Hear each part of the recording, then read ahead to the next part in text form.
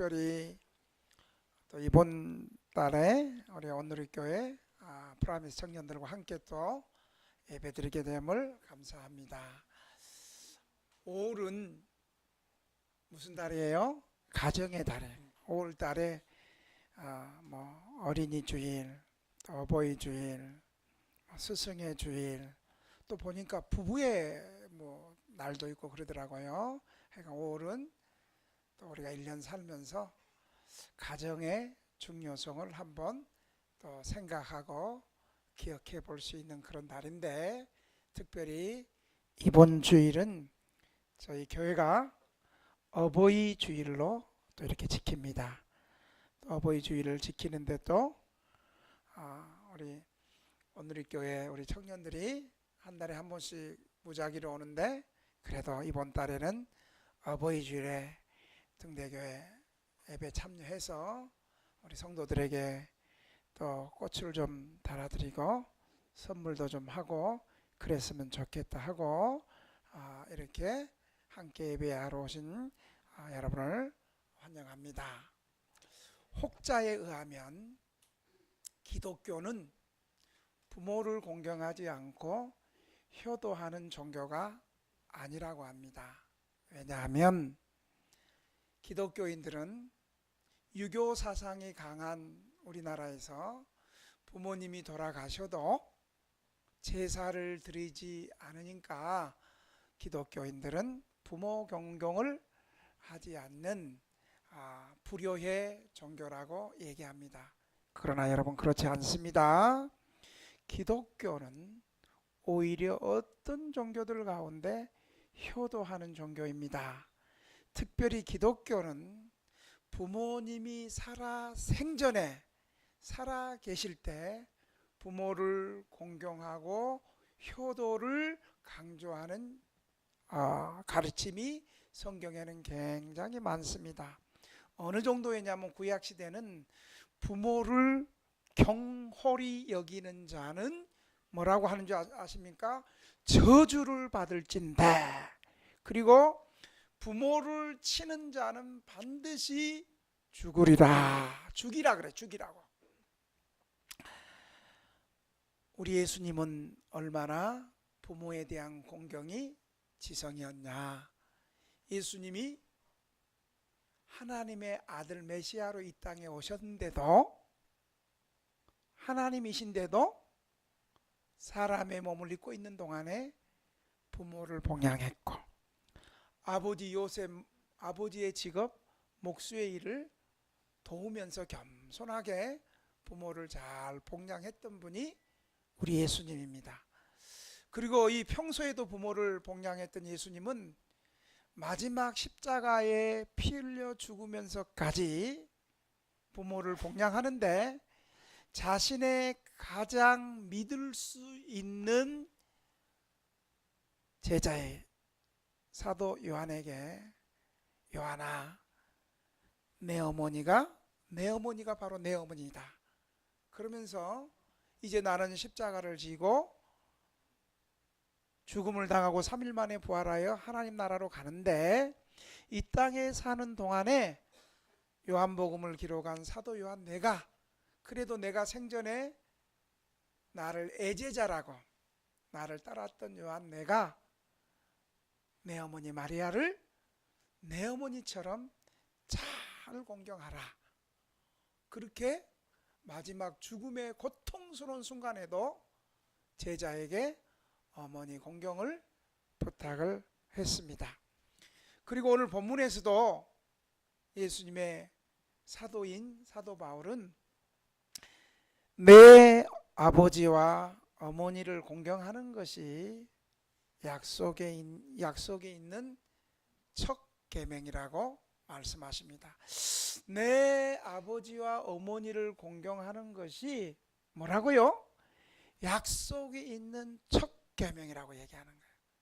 왜 약속이 있는 첫 계명이라고 얘기하냐면, 십계명의 돌판이 몇 개예요?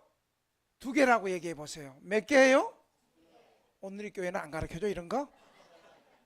너무너무 잘하니까 말할 필요가 없지, 그렇죠? 2개인데 하나의 돌판에는 1계명에서 4계명까지는 하나님을 우리 인생들이 어떻게 사랑하고 섬겨야 될 것인가. 그 다음에 둘째 돌판에서는 5계명에서 10계명까지 사람이 어떻게 사랑과 안에 어떻게 살아야 될 것인가. 이것인데, 약속 있는 첫 계명이라고 말하는 것은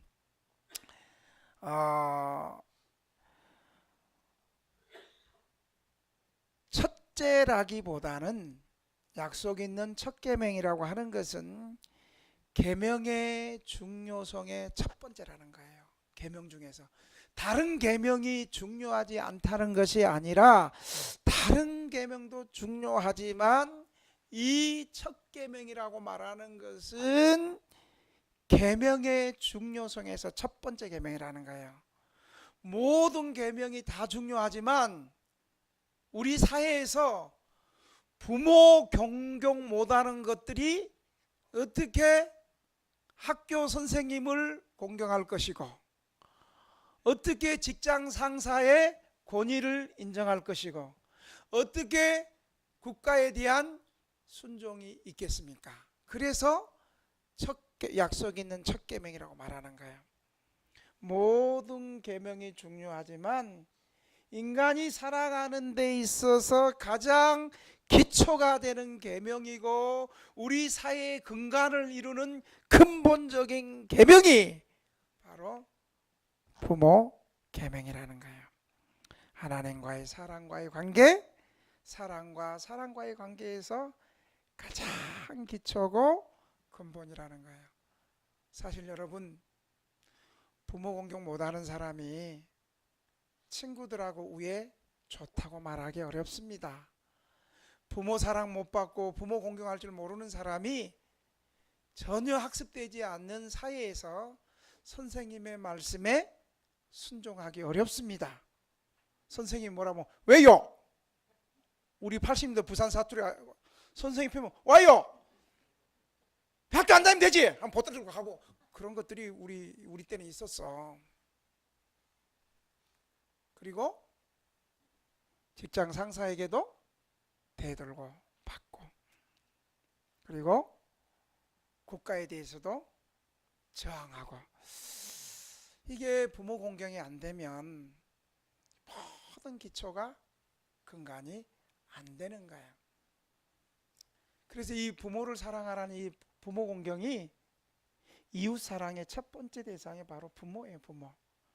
하나님의 섭리 가운데 하나님의 권세, 부모에게 주신 것을 부모 공경을 통해서 말해주는 겁니다. 저도 자녀로 사는 세월이 많았는데 벌써 자녀 셋을 낳고 머리에 가까이 보면 제가 흰머리가 많아요. 아까 우리 청년은 고마워요. 나를 와이사스 읽고 나를 보고 오늘교회 청년인 줄 알았대. 감사해요. 오늘 혜선자매 밥 2그릇 드세요. 그런데 이제 나이가 드니까 훌쩍 60이 되어버리고 이제 또 부모로서의 또 삶을 또 살게 됩니다. 내 부모를 공경하라.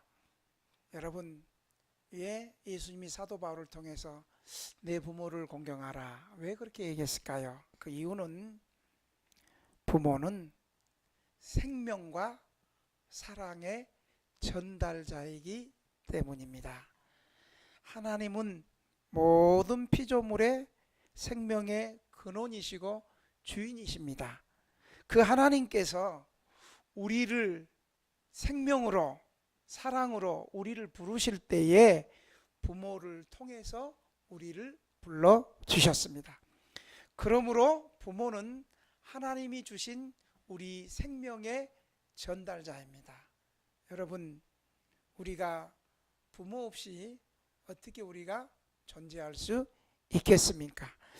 그래서 내 부모를 공경하라고 하십니다.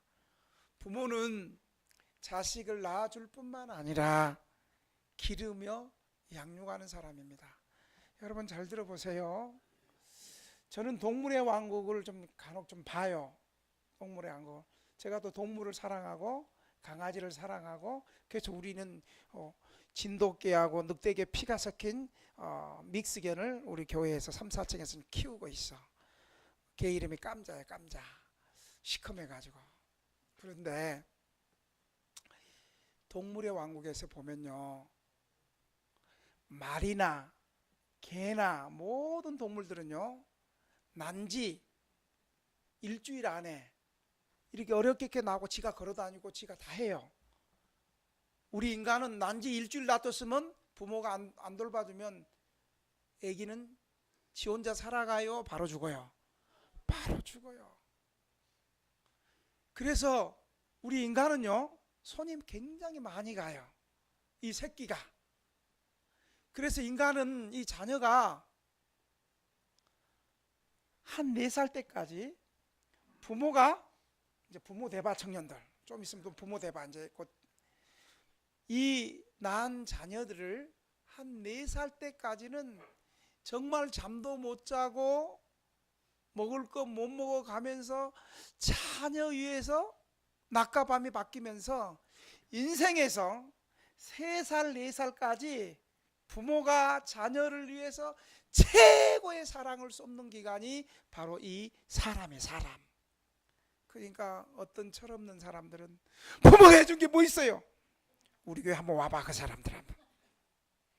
여러분, 혹 그렇게 부모가, 왜 내가 이쪽을 보고 얘기하지? 이쪽이 지금 그런 것 같아요. 아무래도 부모가 가난하게 유산도 물려준 것도 없고 그랬다 할지라도, 여러분, 부모는 여러분이 성장할 때까지 3살, 4살까지 부모가 진액을 다 쏟아서 여러분을 이 자리에 있게 낳으시고 양육해준 그런 부모의 수고와 희생을 여러분 기억하시기를 바랍니다. 부모는 자녀들하고 싸우면 항상 자녀는 갑이야. 부모는 항상 을이야. 부모는 자식을 위해서 모든 것을 아낌없이 주는 사랑의 원천입니다. 이처럼 우리는 부모와 윗사람의 권위가 하나님께로부터 온 것임을 알고 진실한 마음으로 공경해야 되는 것입니다. 두 번째로 부모를 공경하는데, 오늘 본문은 따라합시다. 주 안에서 순종하자. 이 말은 하나님을 공경하는 마음으로 자녀가 부모에게 순종하라는 거예요. 하나님께 순종하는 것은 하나님이 내신 사람에게 순종하는 것입니다. 부모의 명령이나 충고에 기꺼이 순종하고 잘못을 지적할 때는 자녀들은 순수히 받아들여 고쳐야 합니다. 여러분, 믿음의 조상 아브라함의 아들 이삭을 보십시오. 중얼중얼 하지 말고 잘 들으십시오. 10대의 나이에 아브라함이 내 아들 독자 이삭을 번제로 바치라는 거예요. 원래 제물은 짐승을 바치는데 자기 아들을 번제가 뭐예요? 배를 가리고 내장을 꺼내고 씻고 그 죽인 그 피를 태워서 하나님 앞에 태워서 드리는 제사예요. 이 번제를 바치라는 이 명령에 이삭이 그때 나이가 한참 힘이 있는 10대 중반이에요. 아버지가 100세에 이삭을 낳았으니 아브라함은 이미 110세가 넘으면 파파 할아버지 이빨도 빠져. 이사 왜 아멘도 안 하니? 이런 나이 힘도 없어. 훅 불면 그냥 넘어질 수밖에 없어요. 그런데 아버지가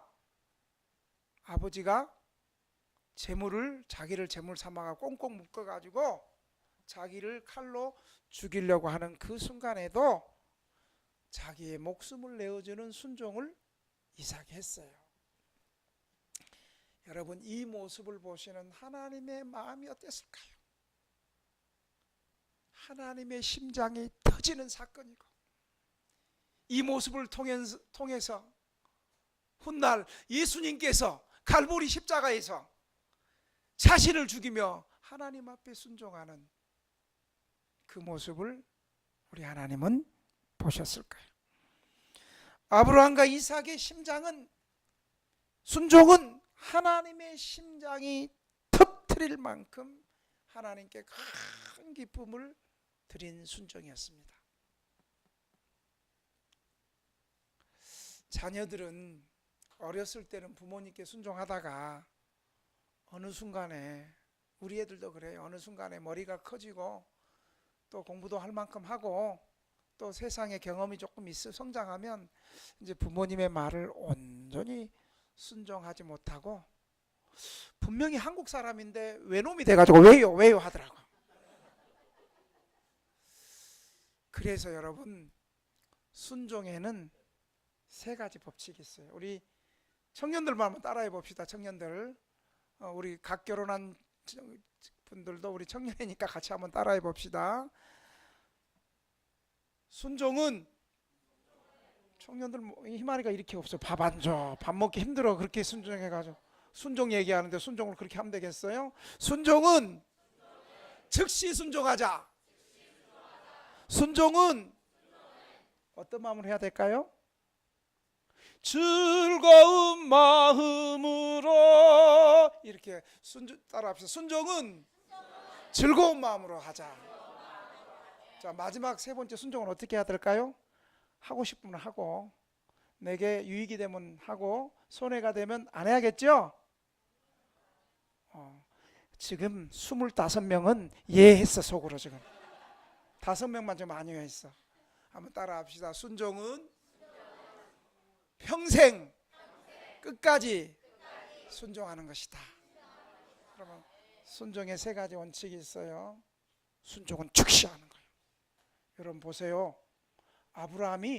하나님께서 아브라함에 나타나, 아브라함아, 내 아들 독자 이삭을 번제로 바치라. 하나님이 알아. 하나밖에 없는 친자, 독자고 사랑하는 아들 알아. 그런데 여러분, 아브라함이 어떻게 했어요? 뭉개고 아니고, 성경에 보니까 새벽 아침 일어나, 아침 일찍 일어나 떠난 거예요. 순종은 즉시 하는 거고, 순종은 기분 나빠도 째려보지 말고, 왜요 하지 말고 즐거운 마음으로 순종하고, 순종은 한 번 하다가 말고가 아니고, 내게 유익이 되면 하는 것이 아니고 평생 끝까지 하는 것입니다. 왜 부모님에게 순종하고 복종해야 되냐면, 로마서 13장 1절에 보니까 각 사람은 위에 있는 권세들에게 복종하라. 권세는 하나님으로부터 나지 않음이 없나니 모든 권세는 다 하나님께서 정하신 바라. 여러분, 우리는 솔직히 순종하는 거, 우리 사회가 권세 좋아하지 않습니다. 사사시대처럼 내 하고 싶은 대로, 내 옳은 소견대로 하는 것이 지금 우리가 살아가는 시대 정신이고 풍조이기도 합니다. 그러나 하나님께서는 부모님이라는 권위를 주셔서 세상을 질서 있게 다스리게 하는 출발입니다. 부모에게 순종하지 않은 사람이 어떤 사람, 어떤 기간, 어떤 상급자에게 순종이 바로 나올 수 있겠습니까? 이제 마지막으로, 시간이 없으니까, 여러분 부모를 공경하라 하고 나서 하나님이 그냥 공짜로 말하지 않아요. 보너스가 있어요. 약속 있는 첫 계명. 부모 공경하고 순종하는 사람에게 하나님의 축복이 있어요. 3절에 보면 이로써 내가 잘되고 땅에서 장수하리라 이렇게 말해주고 있어요. 여러분, 부모 공경하는 것이 당연한 것 같은데 부모 공경하면 네가 잘되고 이 땅에서 잘되고 장수하리라 라고 왜 신약에 바울은 더 붙였을까요? 여러분, 부모 공경하는 거 쉬워요? 당연한 것 같지만 쉬운 게 아니에요. 마땅한 일임에도 불구하고 쉽지 않는 일이기에 하나님께서 상을 주시겠다고 말씀하고 있는 거예요. 하나님께서 이 계명을 지키는 사람을 그만큼 귀하고 소중하게 보시고 기뻐하신다는 거예요. 이 땅에 사는 동안 우리가 하나님의 은혜와 복을 누리고 참된 생명을 누리는 것은 부모 공경하는 길이에요. 여러분, 이삭을 한번 보십시오.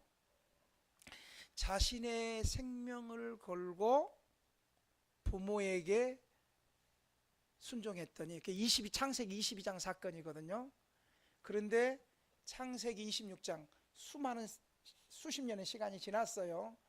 그때 흉년이 일어나가지고 다른 데는 흉년이 일어나가고 먹을 것도 없고 힘든데 순종했던 이삭에게는 그 지역에는 다 흉년이 들었는데 이삭에게는 농사하니까 하나님께서 100배의 축복을 얻게 해서 거부가 되게 하신 거예요. 여러분, 아무래도 안 믿는 분위기인데 창세기 26장 12절 13절에 이렇게 말하고 있어요.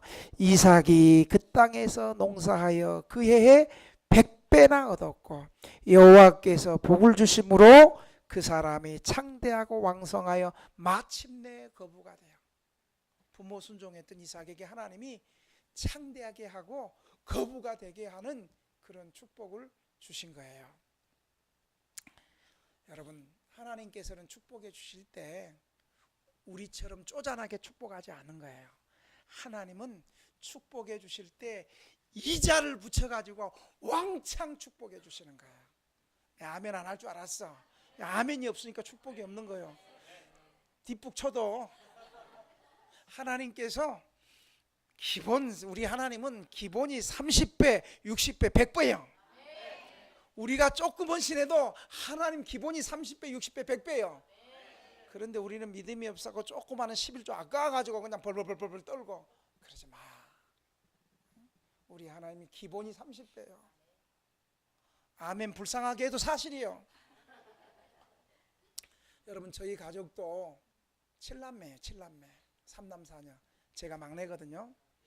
우리 가정에서 가만히 내가 봤어. 7남매 가운데서 참 복을 받고 있는, 영적으로도 육적으로도 복을 받고 있는 자녀가 누군가 보니까 여자 대표 있고 남자 대표가 있어. 7남매 가운데 여자 대표 우리 누나가 믿음도 좋아. 교회에서 권사님이야, 권사님.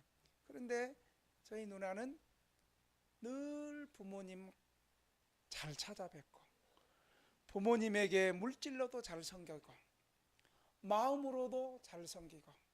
우리 누나는 고등학교 때 교복 입고 와가지고 우리가 장사할 때 그 교복 입고 와가지고 엄마가 다른 집에는 손님이 있는데 우리 집에는 손님이 없으니까 그때 우리 누나 교복 벗고 와가지고 교복 입은 채로도 엄마 이제 저쪽 우리 집에 손님 올 차례야. 빨리 부침개 좀 붙여봐봐. 잡채해봐.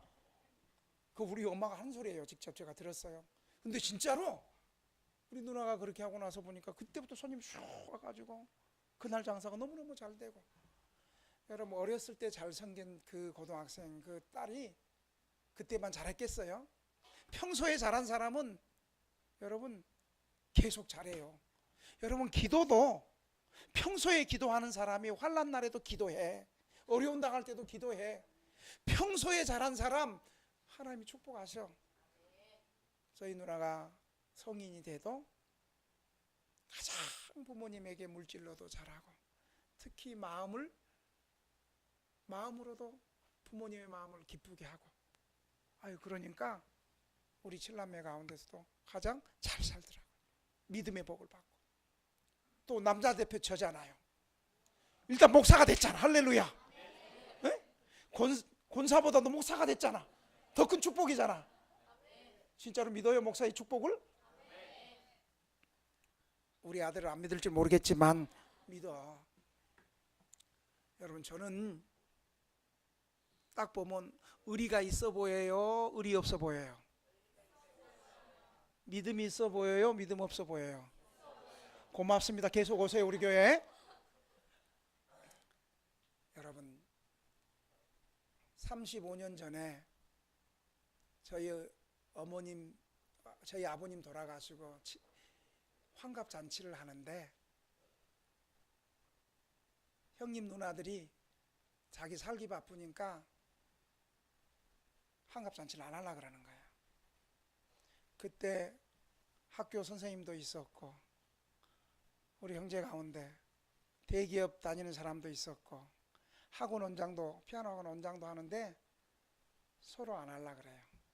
그때 내가 전도사로 교육전도사 사례비가 30만 원, 25만 원, 30만 원 받았어. 35년 전에. 우리는 또 그런 거 보면 또 못 참잖아. 그래가지고 내가 서울에서 교육전도사 하다가 또 우리 아내가 착해. 여보, 저 형님들 누나들이 저 주주하는데 우리가 환갑잔치 할 수 있도록 우리는 사실 계획을 했어. 그 당시 돈으로 50만 원, 내 사례비가 30만 원인데 50만 원을 딱 가가지고 큰형님한테 50만 원 딱 주면서, 형님, 엄마, 아버님도 돌아가시고 고생했는데 환갑잔치 해야 되지 않겠습니까? 나 주저주저 하나 알고 있었거든. 그랬더니 가장 가난한 막내 전도사가 자기 월급보다 많은 것을, 한 달치 월급보다 탁 내놓으니까 학교 선생님, 또 학원 원장님, 대기업 다니는, 오늘 내 설교를 우리 가족들이 안 들어야 되는데 어떻게 됐겠어요? 이렇게 가난한 막내가 배고프고 춥고 배고픈 전도사가 맨날 나보면, 야, 그 전도사 월급 받아가지고 먹고 살 수 있겠냐? 내가 최고 잘 살아 지금. 할렐루야. 저희 어머니가 치매가 이제 와가지고 저희 작은 형님 집에서 저희 어머니가 힘들게 사셨어요. 그때 방 2개에서 우리 어머니가 사시는데 치매가 오니까 그때 우리 조카가 고3이야, 고3. 그런데 치매가 오니까 이 고3인데 그 방에서 우리 어머니가 둘이 같이 사는데, 고3 공부하려 그러면 우리 치매 걸린 우리 어머니가, 애들아 자자, 밥이다, 공부를 못 하잖아요. 또 우리 집사람이 또 의리가 있어. 그런 거 보면 또 나하고, 그러니까 결혼을 잘했지. 아주 유전자가 좀 비슷해. 억울한 거, 참 불의한 거 못 보고. 그러더니 작은 형님 또 갔더니, 어머님 우리 집에 살아요. 다들 치매 걸리니까 안 모시려고 그럴 때 저희 아내가 저하고 상의도 없이 저희 집으로 모시고 와서 그때부터 어머님을 봉양하기 시작했어요. 나는 속으로 그때 아들이지만 안 모시고 오기를 바랬어. 왜냐하면 내가 목회하고 있고 또 제가 섬겨야 될 우리 성도들도 형편이 어려운데 우리 어머니까지 오시면 나 사실 좀 안 모시기를 바랬어. 그런데 장모님도 아니고 우리 친어머니를 제 아내가 아주 또 의협심이 발동을 해가지고 바로 어머니 모시고 와가지고 그 어려울 때 5년을 방 2칸에서 그때 사셨어요. 그때가 가장 힘들 때였어요. 어느 정도로 힘들었냐면 치매가 있으니까 화장실 변기 닦는 걸로 설거지를 그걸로 하고 계시고, 어느 날 갑자기 바쁘니까 우리 어머님이, 우리 큰애가 초등학교 3학년인데 막 애들 키우고 그러는데 막 학교 가야 된다고 준비물 챙기고 얼마나 바쁘겠어요. 그랬더니 우리 어머님이 또 그거 보고, 야 내가 한별이 학교 데려다 줄게 하면서 세 놈 뚜루뚜루뚜루 학교를 데리고 간 거야. 하나는 유치원이니까 아니고 첫째 둘째 데리고 가는데 한참 보니까 집에서 설거지 우리 집사람 엄마가 치매라는 것도 잊어버리고 예 어머니 갔다 오세요 그랬는데 한참 오니까 어머님이 안 오시는 거예요. 그러니까 와 우리 어머니 치매지 어머니 보내면 안 되는데 어머니 잊어먹겠다 그러고 있는데 우리 어머님이 한 30분 만에 왔어. 그러면서 어머니 뭐라고 하냐면 애야 우리 놀래가지고 어머니 어떻게 오셨어요? 어떤 경찰차 타고 왔다 삐뽀삐뽀 타고 왔다 그러는 거예요. 왜냐하면 애를 데려다주고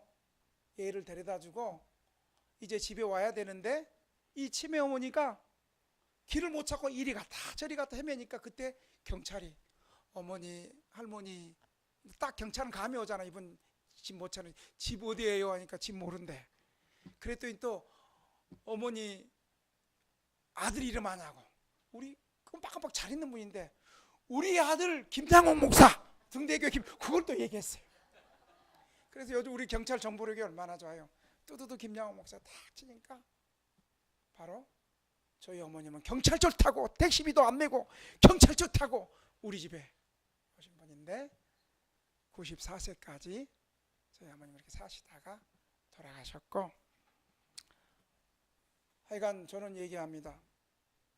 우리 가족 가운데 최고 영적으로 물질적으로 복받은 사람은 나다.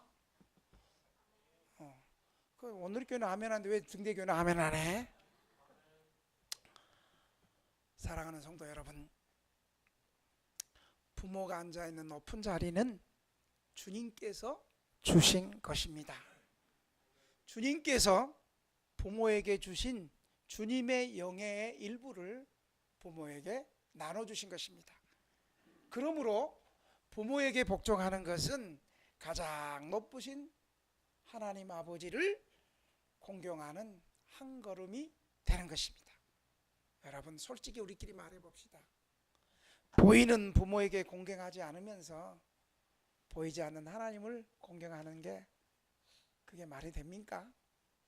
어버이 주일을 통해서 다시 한번 주 안에서 부모를 공경하는 저 여러분이 되시기를 주님의 이름으로 축원합니다.